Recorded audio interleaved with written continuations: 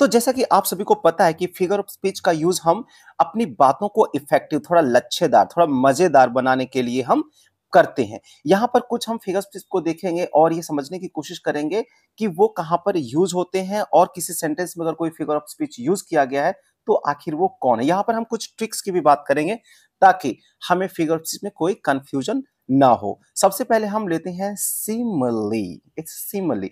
Simile में क्या होता है कि दो नॉन सिमिलर चीजों में हम सिमिलैरिटी दिखाने की कोशिश करते हैं, जैसे कि शी लुक्स लाइक मून। तो अब मून में और शी में कोई सिमिलैरिटी है नहीं, एक ह्यूमन बीइंग है, दूसरा नेचुरल सैटेलाइट है, फिर भी हम दोनों में सिमिलैरिटी दिखाने की कोशिश करते हैं एज और लाइक वर्ड का इस्तेमाल करते हुए। तो ऐसे कंपैरिजन को हम सिमिली करते हैं। चलते हैं अगले फिगर ऑफ स्पीच की तरफ। अगला है मेटाफर। यहां पर भी हम दो नॉन सिमिलर चीजों में कंपैरिजन करते हैं, लेकिन यहां पर हम एज या लाइक वर्ड का यूज नहीं करते हैं।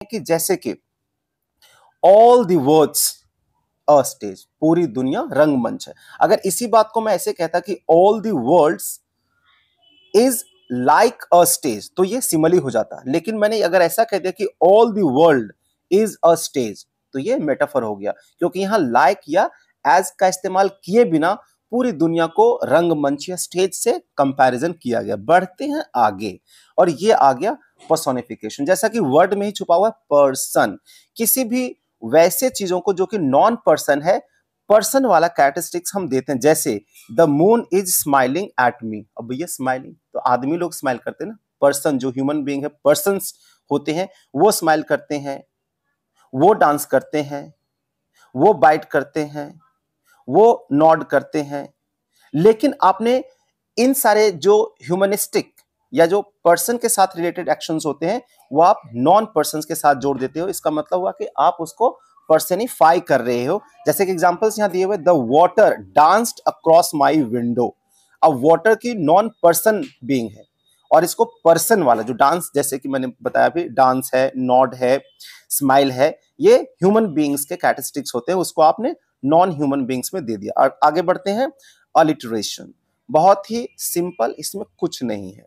अलिटरेशन कहने का मतलब है कि आपका जो फर्स्ट साउंड होता है हर एक वर्ड का वो रिपीट हो रहा है अलिटरेशन में। जैसे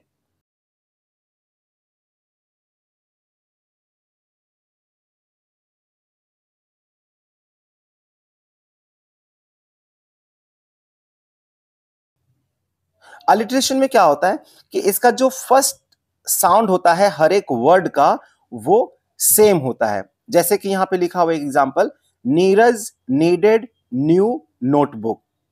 ठीक है, तो नीरज नीडेड न्यू नोटबुक्स, इसमें क्या है कि न न न हर एक वर्ड में जो फर्स्ट साउंड है वो रिपीट हो रहा है। तो ऐसा थोड़ा एक इंपैक्ट डालने के लिए, थोड़ा इफेक्टिव बनाने के लिए, थोड़ा स्टाइलिश बनाने के लिए हम यहाँ पे फिगर ऑफ स्पीच का यूज करें, जो कि है अलिटरेशन। बढ़ते हैं नेक्स्ट, ये है असोनेंस। असोनेंस में भी एक वॉवेल साउंड का रिपीट होगा, लेकिन ये शब्द के बीच में से कहीं पे आएगा। जैसे कि विनर विनर चिकन डिनर। तो देखिए आई आई का कितने बार यहां पर रिपीट हो रहा है, लेकिन वो शब्द के शुरू में नहीं। अगर शुरू में होता तो अलिटरेशन जैसे बात हो जाती, बट यहां पर ये बीच में आ रहा है। ठीक है, इसी तरह the rain in Spain stays mainly in the plain. ए ए ए ए शब्दों के बीच में ये आ रहा है, ये असोनेंस कहलाता है। आगे चलते हैं, ऑन मैट पिया। ठीक है, ऑन मैट, ऑन मैटोपिया। ऑन मैटोपिया में क्या है कि यहां पर जो वर्ड होता है वो अपनी आवाज को ही रिप्रेजेंट कर देता है। कहने का मतलब है कि कोई एक वर्ड जो लिया गया है उसके लिए हमने क्या किया, जिस तरह का साउंड निकलता है उसी तरह का वर्ड ले लिया। जैसे सांप करता है हिस, तो यहां पर हमने उसके लिए वही वर्ड ले लिया, हिस। अब काव, गाय जो होती है वो ऐसे करते ना, मो, और वही वर्ड ले लिया यहाँ पे मोड। या पट पट पट पट पैटर्ड, पैटर्ड ले लिया। बर्ड्स जो चिड़िया होती है वो कैसे करते हैं, चुप चुप चुप चुप चुप, ऐसे हमने यहाँ पे चर्प ले लिया। तो आप समझ लीजिए कि ऑन मैट पिया मतलब जो पिया है वो मैट के ऊपर ये सारे शब्द, ये सारे साउंड्स निकाल रहे हैं। ऑन मैट पिया, ये ट्रिक हुआ। ठीक है, ये ट्रिक से हमें याद रहेगा। आगे बढ़ते हैं।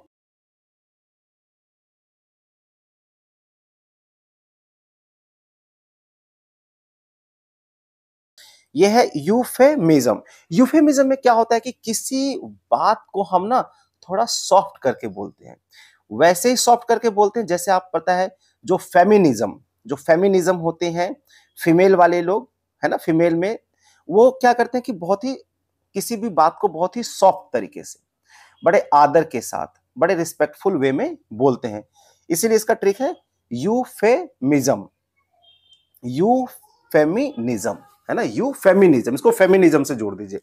तो फेमिनिज्म में आप देखिए, अरे राम प्रसाद तो मर गया। अरे भाई मर गया, ये कैसे भोंडे लैंग्वेज में आपने बोले मर गया। अभी देखो सॉफ्ट कर लेते हैं ना, फेमिनिज्म की तरह ना, वो सॉफ्ट होती, सॉफ्ट बोलती भी है। तो यहां बोले राम प्रसाद चल बसे, राम प्रसाद नहीं रहे, है ना। ऐसे यहाँ पे ही डाइड नहीं, ही पास्ड अवे। और भी बहुत सारे एग्जांपल्स आपके यहाँ स्क्रीन पे दिया हुआ है। A little thin on top, है ना, अरे गंजा हो गया, सीधे बोला गंजा, है ना, लिटिल थिन, और going bald, one like this. एक और एग्जांपल मैं यहां ले रहा हूं, यंग, नहीं ये नहीं लूंगा मैं, है ना, कल से तुम्हें यहां से भगा दिया जाएगा। ले भाई, जॉब से भगा दिया जाएगा, ये गलत हो गया ना। कल से आपकी सेवा समाप्त की जाएगी, कल से आपकी सेवा की हमें आवश्यकता नहीं पड़ेगी। ये मतलब बात तो वही है, बट थोड़ा सॉफ्ट करके जब हम किसी बात को बोलते हैं तो उसी को बोलते हैं यूफेमिज्म। बढ़ते हैं आगे। अंडरस्टेटमेंट। अंडरस्टेटमेंट जैसा कि शब्द ही कह रहा है कि भैया आपका जो स्टेटमेंट है ना वो अप टू द मार्क नहीं है, थोड़ा नीचे रह गया, कम रह गया। जैसे I heard she has cancer, अगला स्टेटमेंट क्या आता है, it's not a big deal. लो भाई, आदमी इतना परेशान हो गया, हॉस्पिटलाइज हो गया, सीरियस है, अरे कोई बात नहीं, कोई बड़ी बात नहीं। तो ये जो स्टेटमेंट आप दे रहे हो ना, नेक्स्ट स्टेटमेंट जो सेकंड पार्ट होता है वो अंडर मतलब थोड़ा कम रह जाता है। कम क्या मतलब बहुत ही कम रह जाता है। जैसे कि Geeta got her dream job, so that's not too bad. ले भाई, अरे गीता ने अपनी सपनों का उसको जॉब मिल गया, कहता है चलो ठीक ही है, चलो ठीक है ना, कोई कोई बुरी बात नहीं है। तो भाई आप जो स्टेटमेंट देते हो ना वो अंडर स्टेटमेंट, तो ऐसे को कहते हैं अंडर स्टेटमेंट। ये फिगर स्पीच पर नेक्स्ट लेते हैं। ऑक्सीमोरन, देखो इसमें ऑक्सीमोरन में क्या होता है कि आपको ध्यान रखना, दो शब्द आएंगे और एक शब्द और जो अगला शब्द आएगा वो दोनों ही ना ऑपोजिट होगा। जैसे ओपन सीक्रेट, भैया जब ओपन है तो सीक्रेट कैसे हुआ, और तब सीक्रेट है तो फिर ओपन कैसे हो गया। ट्रू लाइज, लो लाइज है तो फिर ट्रू कैसे हो गया। इसी तरीके आप देखें एग्जांपल, एक्ट नेचुरली, जब एक्ट ही करे तो नेचुरली कैसे हो। ही वॉज फाउंड मिसिंग, अरे भाई जब फाउंड ही हो गया तो फिर मिसिंग कैसे रहा। या फिर भाई आप ना ओरिजिनल कॉपी लेके आओ, अरे ओरिजिनल कॉपी कैसे लाए भैया, जब ओरिजिनल है तो फिर कॉपी कैसे हुआ, और अगर वो कॉपी तो फिर ओरिजिनल कैसे हुआ।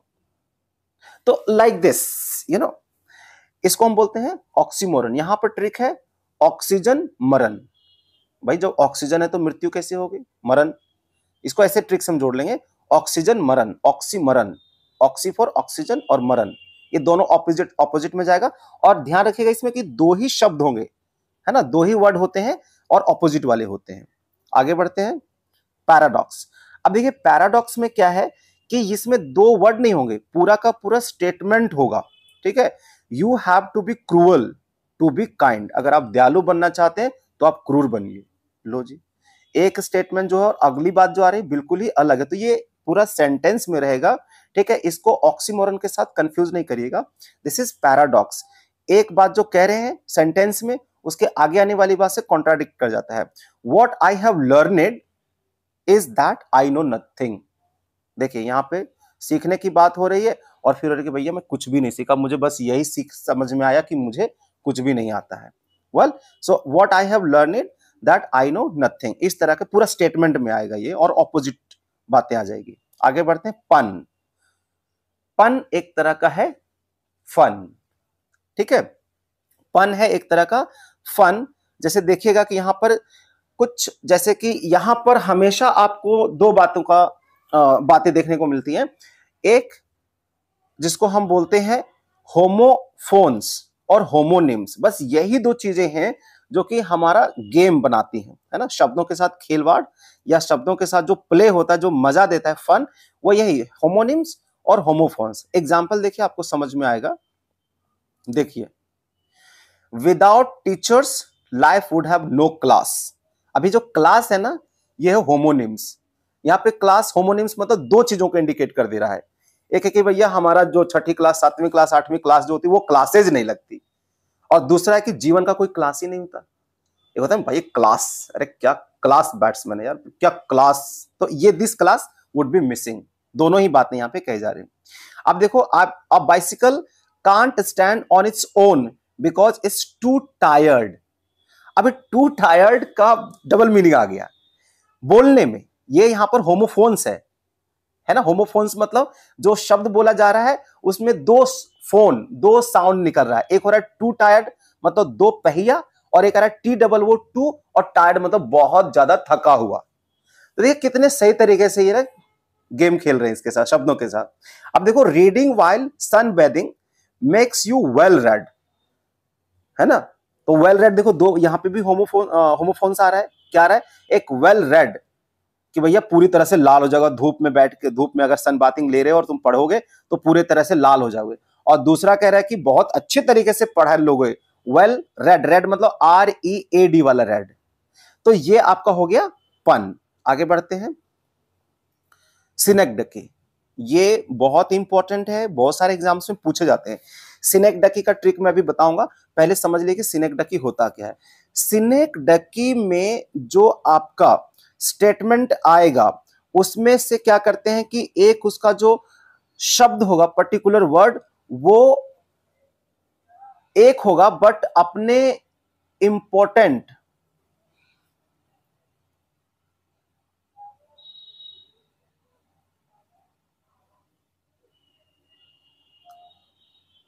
देखिए, सिनेक्डकी में क्या होता है कि ये एक शब्द का इस्तेमाल बहुत बड़े पार्ट के लिए किया जाता है। इसको बहुत अच्छे से समझ लीजिए। सिनेक्डकी में क्या होगा कि आप एक शब्द का इस्तेमाल करते हैं, लेकिन उसका अपना मीनिंग सिर्फ उसी शब्द तक सीमित नहीं रहता है, बल्कि बहुत बड़ा होता है या ज्यादा होता है। इसको हम एग्जांपल से सीधे समझते हैं। जैसे मैं कहता हूं चरचकिया, कैसे जाओगे भाई बारात में, कैसे जाओगे? अरे चरचकिया से जाएंगे। तो चरचकिया मतलब क्या? चार चक्के से जाओगे? नहीं, चरचकिया कहने का मतलब है कार, और उस कार का इंपॉर्टेंट पार्ट है चार चक्के, फोर व्हील्स। तो आपने क्या किया कि फोर व्हील्स को इंडिकेट किया है, लेकिन आपका मतलब पूरी गाड़ी से है। जैसे तुम कहते हो लला रोटी खा ले, अब लला रोटी खा ले, तो लला को क्या सिर्फ रोटी ही खाएगा? रोटी के साथ और भी चीजें खाएगा, सब्जी खाएगा, सैलेड खाएगा, पानी पिएगा, चटनी अचार है, सब है। लेकिन आपने एक चीज को इंडिकेट कर दिया, बाकी चीजों को छोड़ दिया, लेकिन आपके उसी एक शब्द में बाकी की सारी चीजें छुपी हुई है। बिहाइंड बार, उसको सलाखों के पीछे डाल दिया गया, बिहाइंड बार। तो सलाखों के पीछे क्या? ऐसे सलाख। सलाख एक वर्ड है, लेकिन सलाख कहने से बाकी के जो उसके कंपोनेंट्स है वो भी उसमें शामिल है। ठीक है, तो ये इसको हम बोलते हैं सिनेक्डकी। सिनेक्डकी को आप ऐसे कर सकते हैं, ट्रिक मैं बता रहा हूं। शी नाक ढकी। अब नाक ढके हुए रहती, क्यों? क्योंकि उसका नाक बहुत सुंदर है, या हो सकता है कि उसका नाक जो है उसके नाक जो है वो बहुत अच्छी है, सुंदर, इसलिए ढक के रखती है, या फिर थोड़ी सी गंदी है इसलिए ढक के रखती है। तो लोग उसको पूरे फुल बॉडी को सिर्फ नाक से इंडिकेट करते हैं कि कौन? वो नाक। अब नाक से इंडिकेट कर दे रहे हैं उसको, है? कभी कहते हैं वो बालों की दुकान में बाल को इंडिकेट करते हैं पूरे बॉडी के लिए, पूरी पर्सन बीइंग के लिए। तो नाक से आप ध्यान रखिए, शी नाक ढकी, शी नाक ढकी। नाक से इंडिकेट कर रहे हैं फुल बॉडी। इसी तरीके फोर व्हील से इंडिकेट कर रहे हैं पूरी गाड़ी। रोटी से इंडिकेट कर रहे हैं पूरा मील, पूरा फूड। ठीक इसी तरीके आप देखिए, हील्स, हील से इंडिकेट कर दे रहे हैं पूरा का पूरा आपका जो सैंडल है। तो इस तरह का एक इंपॉर्टेंट पार्ट जो इसका मतलब फुल पार्ट का, फुल जो बॉडी है या फुल जो वर्ड है, उसके किसी एक पार्ट को आप ले लेते हैं और उसी से फुल को इंडिकेट कर देते हैं। अभी इसलिए मैं इसको ध्यान से समझने के लिए कह रहा हूं, क्योंकि जो मेटोनमी होगा और जो सिनेक्डकी होगा, इन दोनों में थोड़ा सा कंफ्यूजन वाली बात आ जाएगी। सिनेक्डकी में क्या करते हैं कि पूरा का पूरा जो एक चीज है उसके एक इंपॉर्टेंट जो कि उसका इसेंशियल पार्ट होगा, इसका ध्यान रखना पड़ेगा कि वो उसी का इसेंशियल पार्ट है। जैसे पूरे कार में 4 व्हील्स इसेंशियल पार्ट है, पूरे सैंडल में हील एक इंपॉर्टेंट पार्ट है, पूरे खाना में रोटी जो है वो भी एक इंपॉर्टेंट पार्ट है। तो उस एक इसेंशियल नेसेसरी इंपॉर्टेंट पार्ट को ही हम बता देते हैं बाकी के चीजों को इंडिकेट करने के लिए। लेकिन मेटोनिमी में हम क्या करते हैं कि मेटोनिमी में वो उसका इंटीग्रल पार्ट या उसका इसेंशियल पार्ट नहीं होता, उसके आसपास की चीज होती है।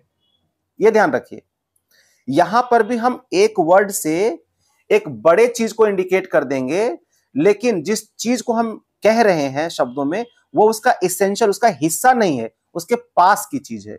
आप ध्यान रखिए, जैसे नाक, शिनेकडकी में नाक पूरे फुल बॉडी का एक इंपॉर्टेंट पार्ट है, लेकिन यहां पर देखिए मेटोनिमी में जैसे कि क्राउन, क्राउन का इस्तेमाल किस लिए कर रहे हैं आप, राजा को इंडिकेट करने के लिए क्राउन का यूज करते हो। क्राउन जो है वो उसके पास का पार्ट है, उसको अगर अलग कर देंगे तब भी राजा रहेगा।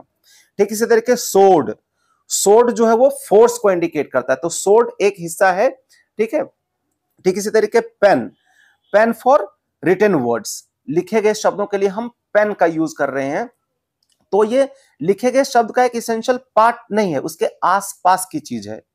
फोर्स के आसपास की चीज है सोर्ड, किंग के आसपास की चीज है क्राउन।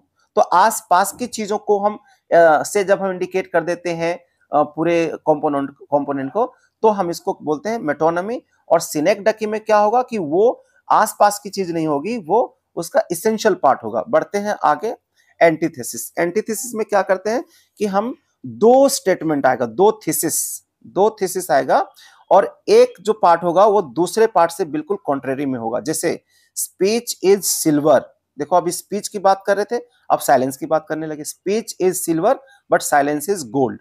ठीक इसी तरीके spicy food is heaven on the tongue but hell in the tummy.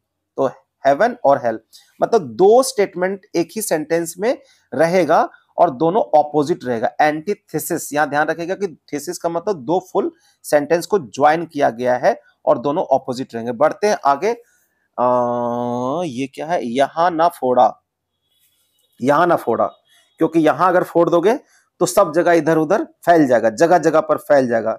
आपने यहां कोई बम फोड़ दिया तो सब जगह थोड़े थोड़े उसके चिथड़े चिथड़े चिथड़े फैल जाएंगे, मतलब सब जगह बम बम, ये सब जगह आग आग आग लग जाएगा, है ना। तो यहां ना फोड़ा, तो यहां ना फोड़ा में आई मीन एनाफोरा में क्या होता है कि एक ही वर्ड का बहुत बार हम इस्तेमाल कर देते हैं, बहुत जगह फोड़ देते हैं, यहां भी वहां भी वहां भी वहां भी वहां भी। जैसे unfortunately I was in the wrong place at the wrong time on the wrong day, है ना। रॉन्ग नाम का बॉम्ब फोड़ दिया, सब जगह रॉन्ग रॉन्ग रॉन्ग रॉन्ग फैल गया पूरा शब्द, है ना।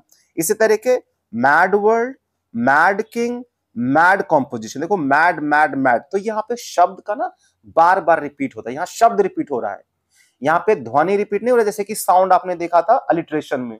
यहाँ पर इंटरनल वॉवेल भी रिपीट नहीं हो रहा था, हो रहा है, जैसे कि आपने देखा था कहां, ये आप मुझे कमेंट में करके बताइएगा। ठीक है, आगे हम देखते हैं अपोस्ट्रॉफी। अपोस्ट्रॉफी, अपोस्ट्रॉफी में आप सीधे समझिए कि एक ट्रॉफी है, एक ट्रॉफी है, उससे आप बात कर रहे हैं, जैसे कि वो ह्यूमन बीइंग है, जैसे कि वो आपके पास है और कोई ह्यूमन बीइंग है, उस तरीके से आप उससे बात कर रहे हैं, आप भी इन्वॉल्व है और उसको एज अ पर्सन मान रहे हैं और आप उससे बात कर रहे हैं। जैसे oh you stupid car, you never work when I need you to. ठीक है, अब देखो, अभी जैसे कि आप अपोस्ट्रॉफी से बात कर रहे हैं, अपने एक ट्रॉफी से बात करें तो ट्रॉफी थोड़े ना बात करे, ऐसे कार थोड़े ना आपसे बात करेगी। Twinkle twinkle little star how I wonder what you, आप देखो तारों से बात कर रहे हो, तो ये लोग बात नहीं कर पाएंगे, फिर भी आप बात कर रहे हो। आपका जो ट्रॉफी जो जीत करके लाए, उस ट्रॉफी से आप बात करने लग जाते हैं, जो कि आपसे बात ही नहीं कर पाएगा। O Wordsworth, you should have lived in this age when nature is absent from everywhere. अब देखिए ऐसे आदमी से आप बात करने की कोशिश कर रहे हो जो बात ही नहीं कर रहे, तो वैसे लोगों को जब आप रेफर करते हो इंटरेक्शन के फॉर्म में, बात करने के स्टाइल में, जो कि आपसे ना बात कर सकता है और ना तो वहां पर प्रेजेंट है, तो ऐसी ऐसी फिगर ऑफ स्पीच को हम क्या बोलेंगे, अपोस्ट्रॉफी। इसको ट्रॉफी वर्ड से याद रखिएगा। ठीक है, अब देखिए आ गया कायस्मस। काइस्मस में क्या है कि जो एक स्टेटमेंट जाता है वो फिर वापस से उल्टा चल पड़ता है। देखिए, जैसे कि आप इसको एग्जांपल से समझिए। The famous chef said people should live to eat, not eat to live. अब देखिए, लिव टू ईट और नॉट ईट टू लिव, ठीक इसी तरीके। Ask not what your country can do for you, ask what you can do for your country. तो जो पहला statement इधर से चलता है ना, वो फिर वापस से रिवर्स में चल पड़ता है। जैसे कि चायसमस, आपको मैं चाय दिया और आपने चाय मुझे फिर वापस वैसे रिटर्न कर दिया, उल्टा। तो आपको मैंने दिया, फिर उधर से आपने मुझे वापस कर दिया। इसे ट्रिक क्लियर है, चायसमस, है ना। This is chiasmus. आगे बढ़ते हैं। हाइपरबोली, ये तो बस भाई हाइपरबोली का मतलब है कि हाइपर मतलब बहुत ज्यादा और बोली का मतलब बोलना, बहुत बढ़ा चढ़ा के बोलना। झूठ बोलो, बढ़ा चढ़ा के बोलो। जैसे कि इसमें आप बोल सकते हैं, अरे थोड़ा सा आपको थोड़ी सी चोट लग गई, थोड़ा कट हो गया, एक एक बूंद खून निकल गया, अरे यार मेरे यार एक लोटा खून बह गया। लो, ये आप हाइपरबोली में बोल रहे हो। उसके बाल इतने काले हैं, एक लड़की के बाल को रेफर करते हुए बोल रहा हूं, उसके बाल इतने काले हैं कि सूरज अपना रास्ता भूल जाए। तो मैंने कहा, यार सूरज मतलब कौन सूरज? मेरा दोस्त सूरज? कि नहीं, वो सूरज नहीं। फिर, अरे आसमान में जो सूरज चमकता है वो। मैं कहा, है? देख लो भैया, उसके बाल इतने काले कि इतना अंधेरा हो जाए, इतना कालिमा में खो जाएगा कि सूरज ही अपना रास्ता भूल जाएगा। यह है हाइपरबोली, बढ़ा चढ़ा करके किसी बात को बोलना। जैसे she can hear a pin drop a mile away. लो, 1 मील दूर से ही कोई पिन ड्रॉप करेगा उसको, इतनी कान उसका तेज है। देखो, हाइपरबोली है। अब आ गया आयरनी। आयरनी में बहुत ही सिंपल सी बात होती है कि जो एक स्ट्रेट लाइन होना चाहिए। स्ट्रेट लाइन कहने का मतलब है कि जो एक सिंपल लाइन जानी चाहिए वो नहीं जाकर के बिल्कुल थोड़ा सा उल्टा हो जाता है ना। उल्टी गंगा बहती है यहाँ पे। आयरनी में बस भैया उल्टी गंगा बह जाती है। जैसे कि फायर स्टेशन में ही आग लग गई, लो जी। और एक डेंटिस्ट है, डेंटिस्ट को रूट कनाल की जरूरत है, कैसे बड़ा ही विरोधाभासी नहीं हो जाता है। आयरनी, आयरनी मतलब कि आप जो एक सामान्य बात होनी चाहिए वो नहीं होकर के कुछ अजीब सा हो जाता है, उल्टा सा हो जाता है। Oh, I love spending big bucks, said my dad a notorious penny pincher. ठीक है, लो, अब वो है बिल्कुल कंजूस, और वो कंजूस कर रहा है कि मैं ना बहुत सारा पैसा खर्च करना चाहता हूं। उसी तरीके है, आपको देखो, delivering bad news by saying the good news is. अब बहुत बुरी खबर सुनाने जा रहे हो और शुरुआत कैसे की? The good news is. तो ये है आपका आयरनी। खत्म हो गया, बस इतना ही था। तो आप लोग एक बार फटाफट से इसको रिवाइज कर लीजिए। और अभी देखो, ये वाला जो वीडियो मैं दिखा रहा हूं इसमें लास्ट स्क्रीन पे आएगा जो अभी, ठीक है। तो आप लोग एक बार इसको रिवाइज कर लीजिए। और अभी एंड स्क्रीन पर एक वीडियो अभी आने वाला है, उसको आप टेस्ट के तौर पे लीजिए, उसमें टेस्ट करिए। तो आपके जितने भी सी टेट का है, टेट का है, केवीएस का है, डीएसएसबी का, जितने भी इंग्लिश लैंग्वेज में आपके फिगर स्पीच से पूछे जाते हैं वो बस इसी से पूछे जाएंगे। और इस वीडियो को अगर एक बार और देख लोगे और वो टेस्ट जो मैं बता रहा हूं मेरे ही चैनल पर है उसको एक बार कर लोगे तो फिर कहीं भी आपको कोई प्रॉब्लम आने वाला नहीं है। Thank you.